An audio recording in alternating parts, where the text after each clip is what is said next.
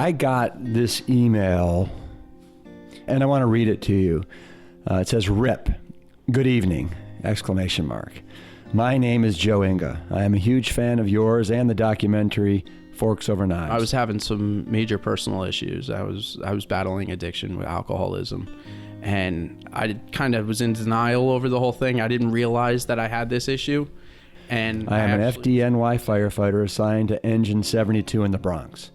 I am 5'6" and weigh over 210 pounds with extremely high cholesterol and triglyceride numbers. And I actually was home one day and I saw on Netflix they had just put on the Forks Over Knives documentary, so I put it on. And I sat up in my chair when it happened, and I was like, this is unbelievable. Over the past 7 years, I've adopted a whole food, plant-based diet on several occasions, usually once a year for 90 days as a cleansing method. But it's very difficult to do in my line of work. So, I ended up fading from that. I really would like to adopt this program regularly, but I desperately need your help as a fellow firefighter. If I was climbing a ladder, but I wasn't in the shape, or I was groggy, or I was tired, or I wasn't in the shape that I should have been in, I got 2 kids at home, As a fellow firefighter, and the only one I know who does this as well, I could use your input on handling these situations since you are familiar with them. Thanks, and keep up the good work. The crazy thing is that most firefighters, they don't die fighting fires. They die of heart disease. It's also the #1 cause of death for Americans. So if you're eating the standard American diet, it's coming after you too. I'm Rip Esselstyn, the founder of Engine 2, and I want to help Joe. I want to give him the support and the information and the motivation that he needs to make the decisions that are going to save his life. And I want to give them to you too. So welcome to Plant Strong. What was it about Forks Over Knives that hit you, that made you sit up in the chair, as you said? Any particular... Just the science behind it. Uh-huh. It all made sense. And I had heard briefly about it, and everybody's always, you should eat your fruit and vegetables or whatever. I come from an Italian background, so we love our pasta, we love our sausage, our meatballs and stuff like that. But it was kind of the science behind it. But then, with most things you hear about it and you're like, yeah, but there's another study that says this, and there's another study that says this.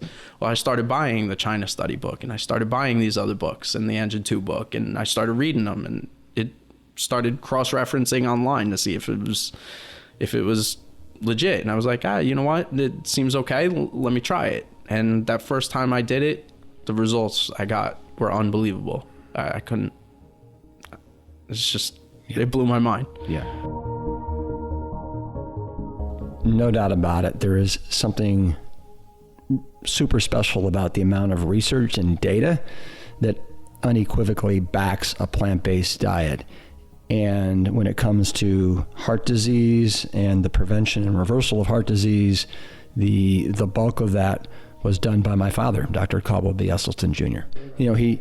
He literally wrote the book on the prevention and reversal of heart disease. It's called Prevent and Reverse Heart Disease, after trudging upstream for decades to show that this is a food-created disease. It is born of our own making and what we're putting into our mouth for breakfast, lunch, and dinner, day after day, week after week, month after month, and year after year. And then all of a sudden, at 42, you have angina, you have your first small heart attack, or in many cases, the first sign of heart disease, which is sudden death 50% of the time, which is absolutely tragic because it doesn't need to be that way.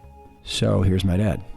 It was in the late 1970s when at the Cleveland Clinic I was chairman of the breast cancer task force and head of the section on thyroid and parathyroid surgery. I got increasingly disillusioned with the fact that for no matter how many women I was doing breast surgery, I was doing absolutely nothing for the next unsuspecting victim. And that led me to do a bit of a global review. And in this global review, it was apparent that there were cultures where breast cancer rates were 30 and 40 times less frequent than the United States, for instance, like Kenya. And if you looked at rural Japan in the 1950s, breast cancer was very infrequently identified. Yet as soon as the Japanese women would migrate to the United States, but the second and third generation, still pure Japanese American, they now began to experience the same rate of breast cancer as their Caucasian counterpart. And perhaps even more compelling might be the information from Japan. In 1958, how many autopsy-proven deaths were there from cancer of the prostate in the entire nation of Japan? No idea. 18. The most mind-boggling public health figure I think I've ever heard. 20 years later, 1978, they were up to 137, which still pales in comparison to the 28,000 who will die from prostate cancer in this country this year. But somewhere along that time frame, I began to feel that there would be much more bang for the buck if we could look at the leading killer of women and men in Western civilization, which was coronary artery disease, cardiovascular disease, because in this global review, it was apparent that there were multiple cultures where cardiovascular disease was virtually non-existent. And the common denominator became, for those individuals, the fact that they were eating whole food, plant-based nutrition, essentially without oil. So the dream, I guess, began to cultivate at that time that if we could somehow get people to eat, to save their heart, Right. they would at the same time be protecting themselves from the common Western cancers of breast, prostate, colon, and perhaps pancreatic. What was the aha moment? Why 1984? Why was that the year? Why not 1979? Well, listen, you remember, I grew up on an Aberdeen Angus and a dairy farm. Yep. And I was a cholesterolholic. and although I knew I was going to do this study, I kept putting it off. When in 1984, in April, Mummy and I were at a surgical conference in New Haven, Connecticut. And the papers were so boring. The weather was rotten. But always at the end of these meetings, they have a banquet. Mm. And at the banquet, this waitress put a plate in front of me. The roast beef was so enormous it was draped over the sides. So I just looked at that and shook my head, and Ann said, "You're not going to eat your roast beef?" I said, "No." and Ann's mother, at age 52, had died of breast cancer. And 2 weeks after that meeting in New Haven, Ann's sister came down with breast cancer. And that's when she looked at me and said, "I'm with you." So it was in April of 1984 that we decided ourselves that we had to do this for at least 10 months or a year before I could then go to cardiology and ask for these patients to start the research project, which I've been dreaming of starting. So you started pushing this boulder up the hill back in 1984, and I can't imagine that along the way it didn't feel extremely lonely. You must have felt like you were the only person that was doing this. I know that you got ridiculed, made fun of. People called you names. I remember you getting in the mail, wood chips. People saying, what are we going to go eat? Twigs and berries. Just, the comments are endless and nonstop. So what allowed you to persevere? Well, I think it was very apparent that what I mentioned earlier, when within 15 months of starting this, without any those statin drugs or anything else, we suddenly had rock solid, irrefutable science that the pain would go away in their leg, they'd disappear. We could absolutely now reverse heart disease. I was not going to let that go. Right. So so after you had that was kind of the nugget and the goal that allowed you. And we saw the reversal of the disease. So you were convinced now, okay, I'm on the right path. Yeah. And I can this is it. And let me show it again and again and again and again. Right. Grandpa, your father, was such an amazing, towering figure, kind of in some ways larger than life. And I remember you telling the story about how you're growing up on the farm, right? He was a beast of a man and could carry, Oh, yeah. what was it, Cement. 80 pound bags in each Cement, hand? yeah. Cement, 80 pound bags of cement in each hand. And you tell a story about how he went to the carnival and took. Can you tell that story? Because I think that's kind of in some way, I think that helped shape your tenacity, your sense of purpose, your sense of truth and honor. Well, Dad was they used to have the freshman football team from Yale come up to the farm to train with him. And one of the things they did for recreation was they would go to the carnival, the local carnival, usually the end of the summer. And the carnival always had a strong man who would ask anybody from the audience to step up and challenge them. And so Dad stepped up, got into the ring with him, and before he knew it, the guy had him in a stranglehold, and he had to tap out. But and that was in front of these other guys on the team. And but Dad didn't let it go there. He found out where the carnival was going to go next, and he left Yale and drove up to where the carnival was going next. And no other members of the team there. But when the guy called out in the audience, Dad once again stepped up, got in the ring, and absolutely flattened the guy, grabbed him by the arms and just wrenched him right down to the canvas. and it made him scream, Uncle. But it was really, he just didn't like the idea that he was going to be taken down by this guy. Yeah. I love that story. Mm-hmm. Love it. So, let's jump into your health. All right. Okay. So how old are you? I am 34. 34. In your email, you were 5'6". I believe you said you were 210 pounds. Yes. Which makes you overweight. No doubt about it. Very overweight. Yeah. Yeah. And any medications for that? I mean, you said No. you had high cholesterol. I refuse to take statins. I've been issued statins in the past. I refuse to take them. I kind of, try and alter my diet a little bit more rather than take the statins, because there's, side effects that I don't want to deal with, that when I have been on them, I haven't felt right. So I just kind of don't take them. Every year when I go for my medical, they do a medical evaluation, and they give you that, I can't remember what the number is called, the 1 through 6 number or 1 through 7 number that calculates your risk. So every year I get flagged for triglycerides, cholesterol, and that number. And then they say, we might take you offline. And then I do it again for 60 to 90 days, always with the intention to continue, but end up going back because it's a very difficult adjustment to make. It really is a lifestyle change. And I've done that probably 5 or 6 times. And, just this recent time, I'm kind of trying to take care of myself a little bit better. And, I just one day, just on Thursday, I was like, you know what, let me watch Forks Over Knives. Let me watch Engine 2 Rescue again. I think Plant Nation was the other one. So I binged for a day. And the next day was the day I sent you the email. That was the day I started it.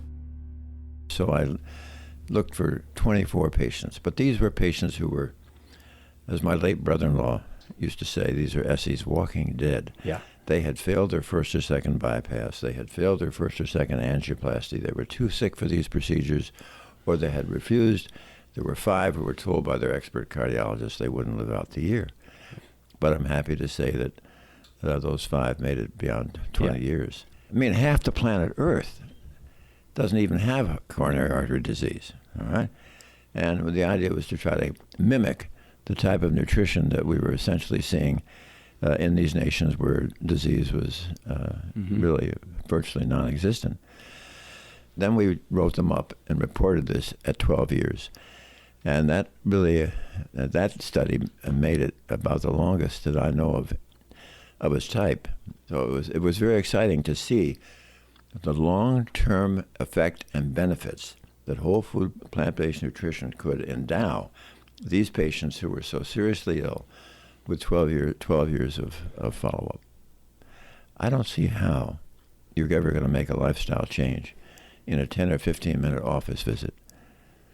But when you give a patient your time, you're showing them respect. And also when you give them time, they have an opportunity to begin to get their arms around the science in a vocabulary that they can grasp and appreciate the importance of the basic science of how this disease was initiated, developed, and also how they can be empowered as the locus of control to halt and reverse their disease. What kind of feedback are you getting from the guys at the firehouse? Not very good ones. It's, like you said, we're very big. We're big, tough guys. We're big, tough firemen. We eat meat, and it's not an easy thing to do in the firehouse. It's kind of, in the firehouse, especially in New York City, the kitchen and cooking is probably the biggest part of firehouse culture. Yeah. And, if you're not eating what the guys are eating, it's just kind of, it just has a negative connotation to it among the guys. And, trying to adapt that. And then, if they make something and I have to bring in my own or modify it, it becomes a little stressful, a little tense. Yeah. When you think about the people who were critics, I mean, that's wonderful, because imagine if nobody was criticizing you at all. I mean, it would just be so dull. So in some ways, you embraced the criticism. Oh, absolutely! It was Right. it was so exciting, because the people who were criticizing you knew that they had never experienced this with their patients at all. Mm-hmm.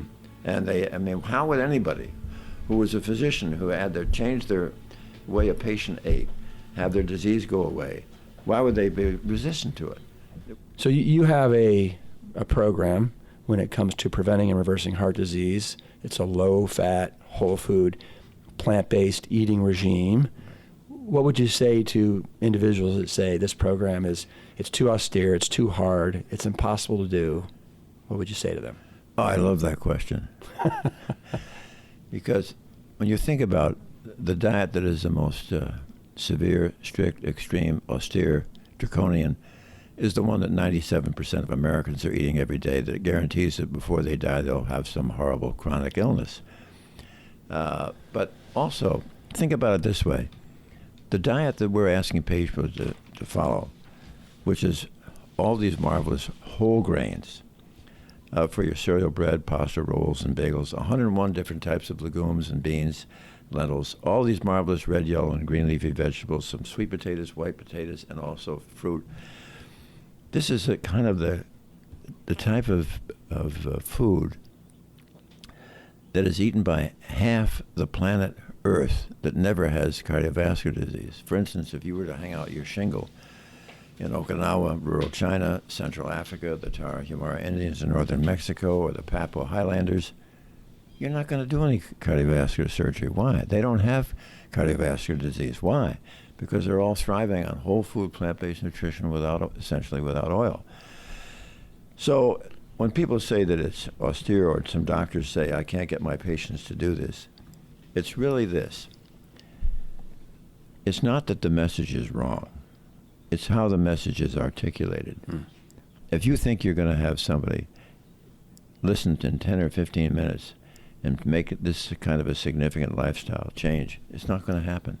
So one of the things that I've always been impressed with your thinking and the way you counsel your patients is that you're always coming up with new things. So for example, if I remember correctly, when you started this in 1984, you also allowed a little bit of no-fat dairy products on the program. Yeah. And then at some point you decided, okay, we're not doing that anymore, right? Right. And then you, at some point, I think in the 90s or early 2000s, you decided, okay, we really got to hammer the green leafies. Because that wasn't initially part of the program, if I'm not mistaken. Right. So you added the green leafies. Then you start taking away some of the bread products. So can you just kind of talk about how you're always... Evolution? Yeah, the evolution. You're always searching for the newest, the latest, the greatest, but it's got to be grounded in some sort of science. Yeah, the dairy business was increasingly clear after I had a chance to talk with my good friend Colin Campbell. And that's when he made me aware of how powerful casein, which is the leading protein in dairy, was problematic. And there was a further study out of Harvard that showed clearly that casein was a great contributor to the accelerating cardiovascular disease. So that was sort of the background in the dairy. And there were multiple papers that were coming out along that time showing that dairy could be rather mischievous, so we say. Now, as far as the green leafy vegetables, that's something just within the last 6.5, 7 years, for a couple of reasons. When we first see these patients and they're having a lot of chest pain or angina, I want them to try to imagine that they could somehow have their head get inside one of their coronary arteries. And if they were able to look at the plaque, they would see an absolute cauldron of oxidative inflammation. All right? So we need antioxidants. No, don't go down to the health food store and buy a jug of pills that says antioxidant, because it doesn't work and it's going to be harmful. Therefore, I want them to get their antioxidants from food. Fair enough. What food? Food that is high in what we call ORAC value, O-R-A-C, oxygen radical absorptive capacity. So this means that if somebody is having raspberries, blueberries, strawberries, and blackberries on their morning oat cereal, that's a terrific start. However, nothing can trump the antioxidant value of green leafy vegetables. So I now ask them to chew, not smoothies, not juicing. I ask them to chew a green leafy vegetable 6 times a day, and roughly the size of their fist after it has first been boiled in water, 5.5 to 6 minutes, or steamed, so it's nice and tender. Then I ask them to anoint it with several drops of a delightful balsamic vinegar. Why? Because the acetic acid in the vinegar has been shown to restore the nitric oxide synthase enzyme contained within the endothelial cell that is responsible for making nitric oxide, which is what we want. And therefore, they're going to chew this alongside their breakfast cereal, again as a mid-morning snack, again with their luncheon sandwich. That's 3. Mid-afternoon, 4. Dinner time, 5. And of course, God, I adore it when they have that evening snack of kale, 6. So why are you such a fan of chewing your green leafies as opposed to the biggest fad, probably one of the biggest fads going right now, which is to drink your green smoothies? Yeah, I should back up a little bit and say that the whole reason we do that is because what we're totally after here is restoration of nitric oxide. Because all experts in this field will agree that where this disease has its inception, its onset, its beginning, is when we progressively injure the life jacket and the guardian of our blood vessel, which happens to be that delicate innermost lining, the endothelium. And what makes the endothelium so remarkable is this magic molecule of gas that it produces, nitric oxide, which is responsible for the salvation and protection of all of our vasculature, for example, because of its wonderful functions. What are the functions? They are: nitric oxide will keep all those cellular elements within our bloodstream flowing smoothly like Teflon rather than Velcro. Number 2, nitric oxide is the strongest blood vessel dilator in the body. When you climb stairs, the arteries to your heart, the arteries to your legs, they widen, they dilate, nitric oxide. Number 3, nitric oxide will protect the wall of the artery from becoming thick and stiff or inflamed, protect us from getting high blood pressure or hypertension. Number 4 is the absolute key. A safe and normal amount of nitric oxide will protect us all from ever developing blockages or plaque. So literally everybody on the planet who has cardiovascular disease, whether they're from London, Berlin, Chicago, New York, or Cleveland, or Seattle, if they have cardiovascular diseases, because by now, in the preceding decades, they have so severely trashed, injured, compromised, and turned their endothelial system into a train wreck, they don't have enough nitric oxide left to protect themselves. But the good news here is this. This is not a malignancy. This is a completely benign foodborne illness. And therefore, once you can get patients to understand this and have them never again pass anything through their lips that is going to further take an already train-wrecked endothelial system and make it worse, Then what happens is, this is not a malignancy, the endothelial cells recover, make enough nitric oxide so you can halt disease progression and often see significant elements of disease reversal. So coming back to the greens and the chewing, the other reason for the chewing is that when they are in your mouth, you are chewing that green. It is a nitrate. That nitrate is going to be mixing as you chew with the facultative anaerobic bacteria that reside in the crypts and grooves of your tongue. So that as you're chewing, those bacteria will reduce that nitrate in your mouth to a nitrite. Now when you swallow the nitrite, it is further reduced by your gastric acid to more nitric oxide. So here you have the greens both through the endothelial cell and through your gastrointestinal tract, restoring what we really need, which is nitric oxide. And at the same time, the greens will enhance the capacity of your bone marrow to make more endothelial progenitor cells, which are the ones that replace our senescent, injured, worn-out endothelial cells. It's kind of magical how that happens. Yeah, but it's the science. Yeah, yeah. What are some other benefits that happen when you eat this way to save your heart? So, for example... Oh, yeah, well, your diabetes goes away. Your hypertension goes away. Your risk for stroke goes away. Your risk for vascular dementia goes away. There are also ulcerative colitis, Crohn's disease, rheumatoid arthritis, lupus, multiple sclerosis, allergies, asthma. We have never had in medicine a weapon in our toolbox that is so powerful. There's no ridiculous expense. There's no ridiculous side effects. You're simply treating the organism the way it was supposed to be nourished. Mm-hmm. I should mention also that obesity goes away, because obesity is such a rascal. All that inflammation, the increased risk of diabetes and heart disease and cancer.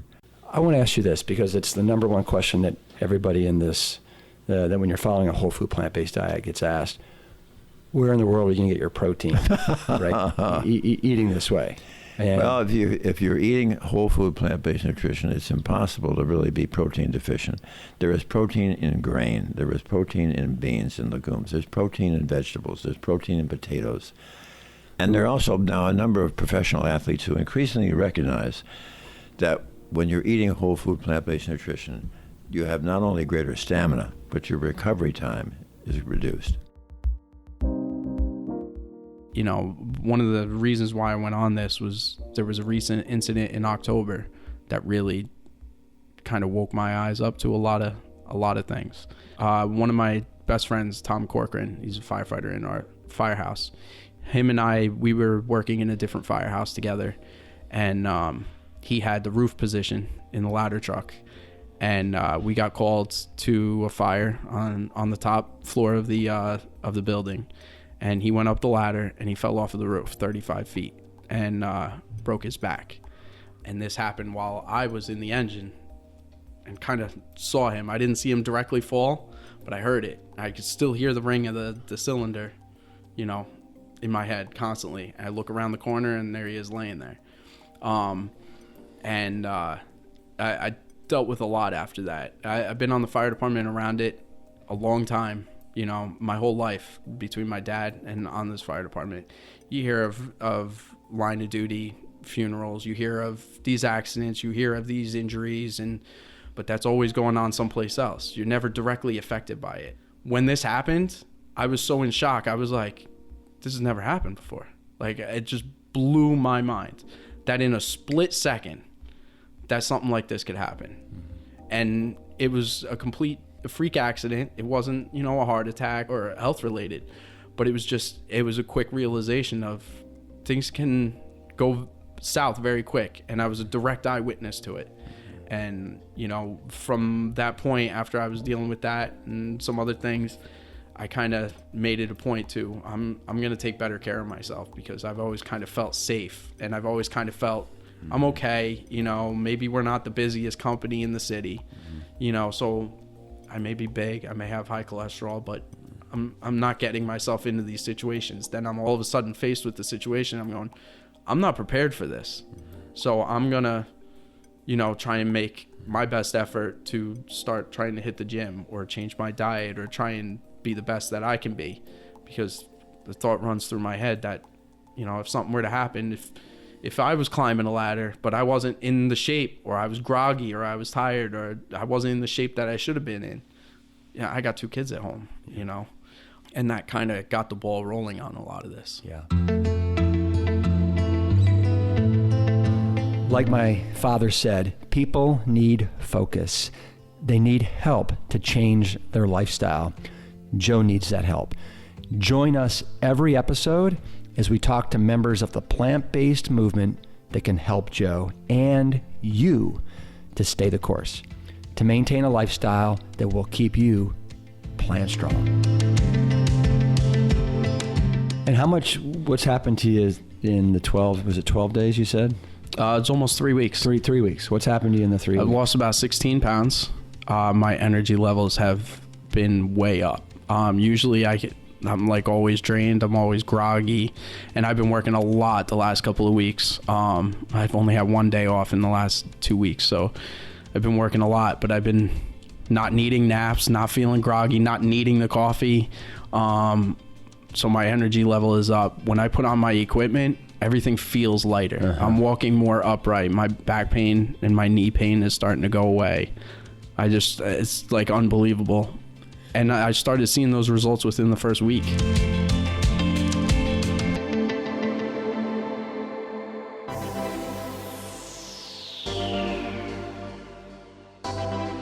If you're enjoying the guests on my podcast, come spend the weekend interacting with all of us. Dance with my sister Jane, hike with my mother Ann, share a meal with my father Essie, and spend time with all of our dynamic speakers. Doctors Dean and Aisha Shirzai, the authors of The Alzheimer's Solution, Paul DeGelder, the host of Shark Week, Dr. Jim Loomis from the Game Changers documentary, Dr. Cyrus Kambata, and Robbie Barbero of Mastering Diabetes, Dr. Sarai Stanzik, as featured in the documentary Code Blue, and my buddy John Mackey, the CEO of Whole Foods Market, and many, many, many more. Pick and choose from a robust variety of talks. Enjoy plentiful, plant-strong buffets, take in the mountain air, and start the day with an invigorating morning dance party. Come celebrate what it means to live plant-strong.